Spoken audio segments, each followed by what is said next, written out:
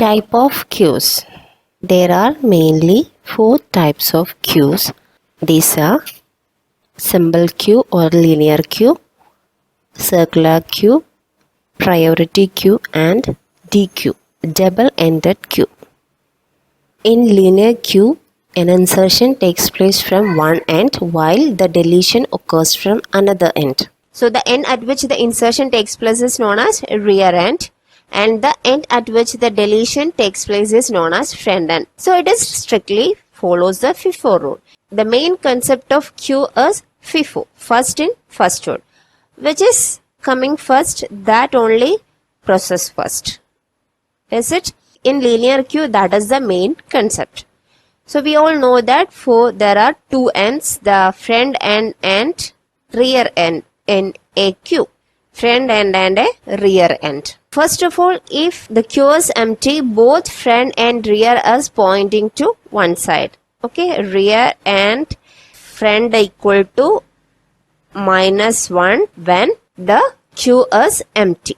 Okay, when we want to add it, we are inserting at the rear side. Now the front and rear is pointing to -1. So we want to insert one element like A, B, C, like that we are inserting. After inserting A, the front and rear is pointing to this position, and we want to insert more. We are pointing rear to this side and we are inserting.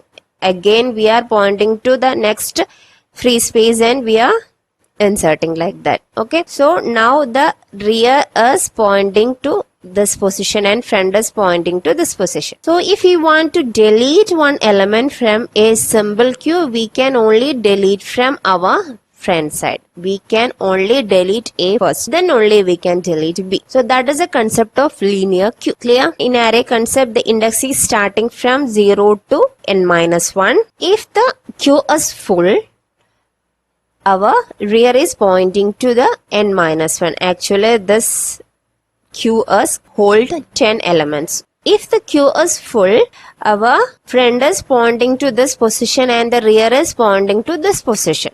So our front is pointing to the 0th index and rear is pointing to the n-1 index. So at that time, the queue is full and we can't insert more because we are only inserting at the rear side. Rear side is pointing to the very last position of our queue.